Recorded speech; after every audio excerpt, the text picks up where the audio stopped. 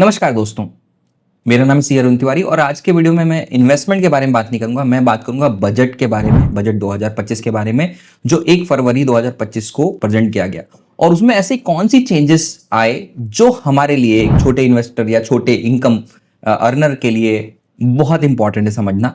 तो सिर्फ उन इंपॉर्टेंट पॉइंट्स के बारे में बात करूंगा और डायरेक्टली बात करूंगा जो है फाइनेंस बजट से। मैं इधर उधर से नहीं, आपको डायरेक्टली बजट दिखाऊंगा। उसमें एक बजट का डॉक्यूमेंट्स है, स्पीच डॉक्यूमेंट है, वहां पर वो सारी चीजें बताई गई हैं, तो वहीं से डायरेक्टली मैं आपको एक्सप्लेन करूंगा ताकि बीच में कोई कंफ्यूजन ना हो। तो चलिए स्टार्ट करते हैं। तो सबसे पहली बात, अगर बजट में सबसे बड़ा चेंजेस कुछ अगर आया है तो वो मैं आपको दिखाना चाहूंगा डायरेक्टली यहां से। तो ये आप जब यहां जाएंगे तो directly India budget dot government करके एक वेबसाइट है जहां पर आपको बजट की स्पीच मिल जाएगी और वहां पर बहुत सारी चीजें एक्सप्लेन भी करी गई हैं। तो डायरेक्टली वहीं से मैं आपको बताता हूं कि क्या क्या इंपॉर्टेंट चेंजेस आए हैं और उसका आपके ऊपर क्या असर पड़ेगा, कितने आपका टैक्स सेविंग होगा, ठीक है, और क्या क्या नई चीजें आई हैं। तो सबसे इंपॉर्टेंट चीज सबको पता है कि भाई एक तो टैक्स रेट यानी स्लैब रेट चेंज हो गया है। तो स्लैब रेट पहले 3 लाख से स्टार्ट होता था, अभी 4 लाख से स्टार्ट हो रहा है। आप यहां देख सकते हो स्क्रीन पे। और 4 लाख से 8 लाख 5%, 8 लाख से 12 लाख 10%, 12 लाख से 16 लाख 15%, और ऐसा करके जो टॉप यानी 30% का जो स्लैब रेट है अभी वो 24 लाख के ऊपर लगता है। ठीक है, तो काफी बड़ा रिलीफ मिला है, सबको रिलीफ मिला है। आगे इन्होंने कैलकुलेशन करके बताया कि किसको कितना फायदा होगा ये नए बजट आने से।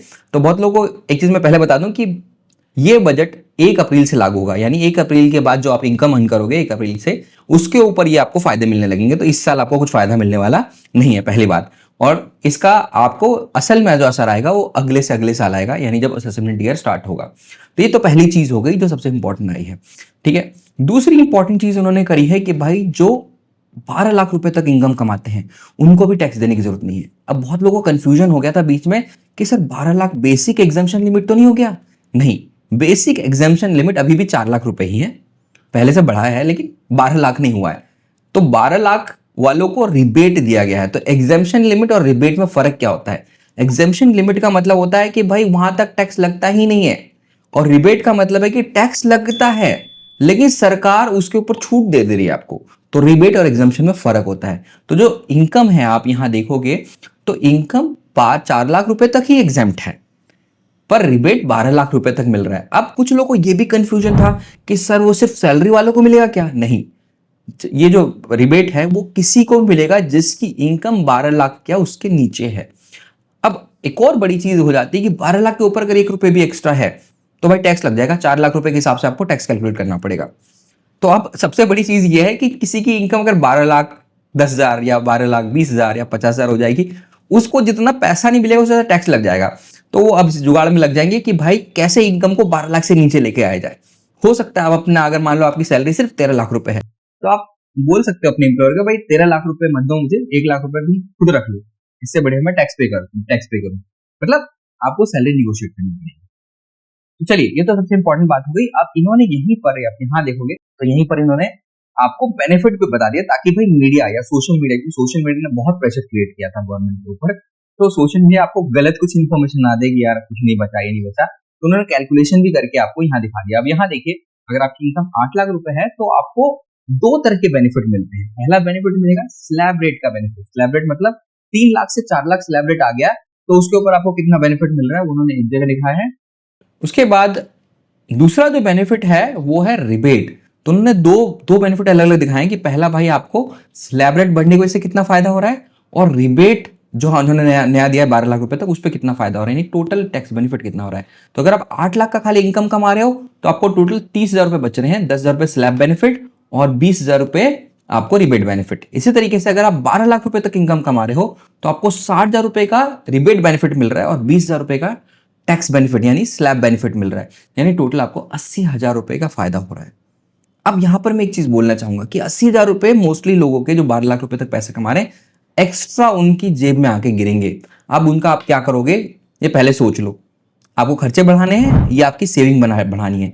मेरा हमेशा मानना होता है कि दोस्तों, अगर आपके सेविंग बढ़ रही है ना तो खर्चे मत बढ़ाओ, उसको इन्वेस्टमेंट बढ़ाओ। क्योंकि जितनी जल्दी आप ये कमाने और टैक्स के पचड़े से बाहर निकलोगे उतनी जल्दी आप जिंदगी में बहुत आगे बढ़ोगे। आप एक चीज़ और नोटिस कर रहे होगे, मैंने अपने चैनल का नाम चेंज कर दिया है। उसका नाम चेंज कर दिया फ्रीडम एट 40। जो मैंने पहले मैं रिटायरमेंट एट 40 की बात करता था, मुझे ऐसा लगता है कि जो अगर आप आईटी फील्ड में काम कर रहे हो, किसी फील्ड में काम कर रहे हो, इतनी तेजी से चेंजेस आ रहे हैं कि आपको अभी ये नहीं सोचना है कि भाई खर्चे कैसे बढ़ा जाए। आपको ये सोचना है कैसे मैं 40 साल से पहले कम से कम इतने पैसे सेव कर लूं कि मुझे अपनी सैलरी अपने जॉब के ऊपर बहुत ज़्यादा डिपेंड होने की ज़रूरत ना पड़े। इसीलिए मैंने चैनल का नाम बदल के फ्रीडम एट 40 हो गया रखा है। और उसमें मैं और बहुत सारी चीज़ें बताऊंगा कि किस तरीके से मैंने खुद 40 साल में अब एक तरह से फ्रीडम वो कर लिया। रिटायरमेंट कहना गलत है, इसलिए मैं रिटायरमेंट नहीं बोलूंगा, क्योंकि 40 साल के बाद भी मैं काम कर रहा हूँ, पर मैं वो काम कर रहा हूँ जो मुझे पसंद है। तो यहाँ पे 80,000 रुपये जो आपको मिल रहा है, वो आप इन्वेस्टमेंट के हिसाब से उसको इन्वेस्ट करो, उसको सेव करो। उसके बाद आगे अगर मैं बात करूं तो 50 लाख रुपए तक भी अगर कोई कमाता है तो भी उसको 1,10,000 रुपए तक बेनिफिट मिलता है स्लैब की वजह से। तो उन्होंने कैलकुलेट करके बता दिया कि भाई 90% लोगों को ये जो स्लैब चेंज है उससे फायदा होने वाला है। तो ये सबसे बड़ी चीज है। दूसरी इंपॉर्टेंट चीज है जिसमें कुछ कुछ चीजें बहुत इंपॉर्टेंट है कि पर उन्होंने टीडीएस रेट भी थोड़ा बहुत चेंज किया है।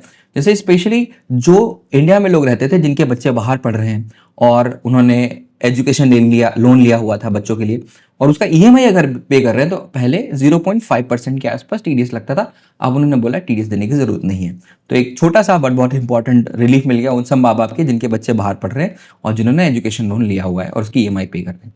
उसके बाद कुछ जो सीनियर सिटीजन है उनके लिए बहुत अच्छा एक निकाला है कि अभी अगर 1 लाख रुपए तक वो टीडीएस वो इंटरेस्ट कमा रहे हैं बैंक एफडी से, सेविंग अकाउंट से, तो उनको टीडीएस देने की जरूरत नहीं है, उसके ऊपर टीडीएस नहीं कटेगा।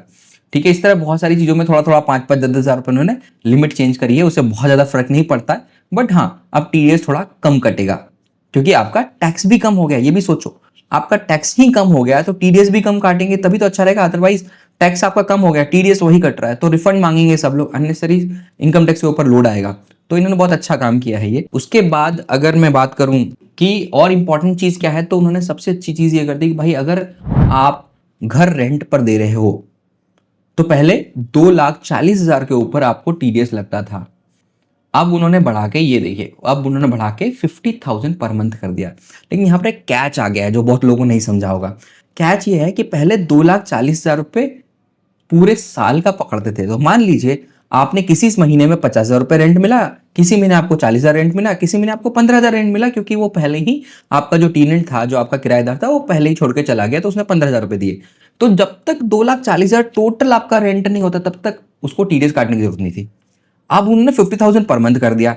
तो यानी अगर कोई बंदा आता है जो सिर्फ 3 महीना रहता है आपके घर पे, 50,000 50,000 50,000 1.5 लाख रुपए देता है और चौथे महीने निकल जाता है, तो भी उसको 50,000 रुपए टीडीएस काटना पड़ेगा, क्योंकि टीडीएस अभी पर मंथ हो गया है, पर ईयर नहीं है।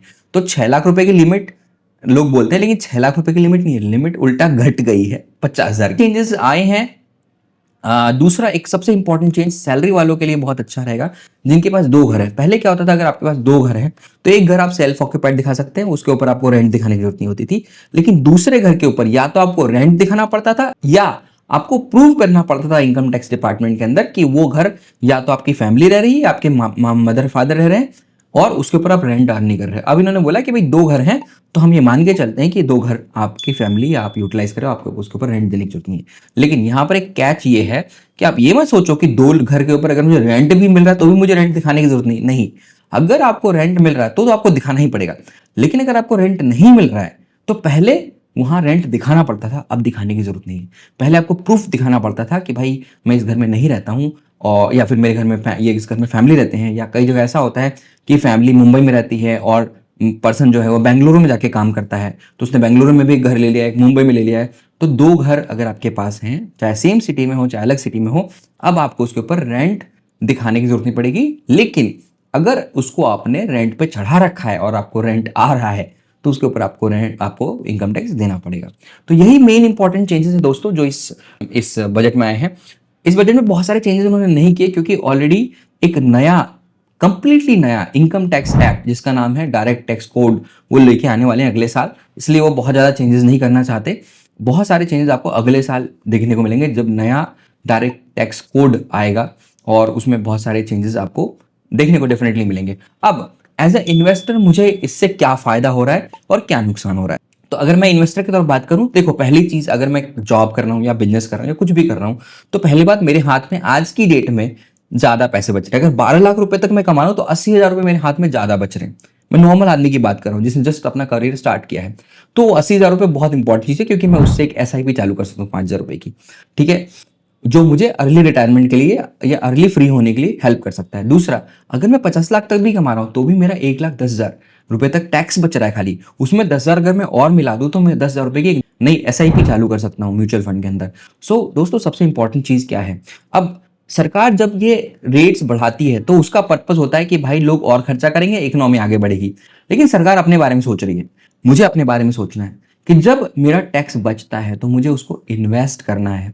क्योंकि आज की डेट में इंडस्ट्री इतनी अनसर्टेन हो गई है कि आज जो काम है वो आज के 1 साल बाद 2 साल बाद रहेगा कि नहीं, किसी को पता नहीं। तो सबसे बढ़िया अपने आप को सेफ गार्ड करने का, अपने आप को बचाने का सबसे बढ़िया तरीका ये है कि भाई जितनी जल्दी हो सके कम से कम इतने पैसे बचा लो कि आपके हर महीने के खर्चे निकल जाएं, डायरेक्टली या इनडायरेक्टली।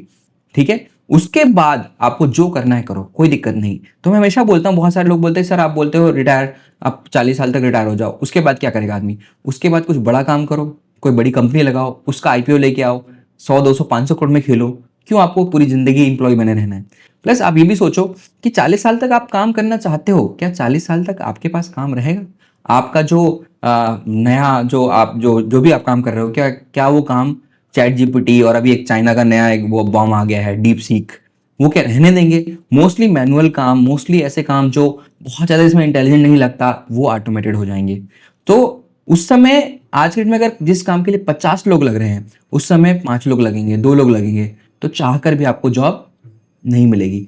तो उस पर आपका कोई कंट्रोल नहीं, आप कुछ नहीं कर सकते। लेकिन इस बात पे आपका कंट्रोल है कि आज से ही कुछ सेविंग करना चालू करो दोस्तों। तो इसीलिए मैंने अपने चैनल का नाम भी बदल दिया है, आप देख रहे होगे।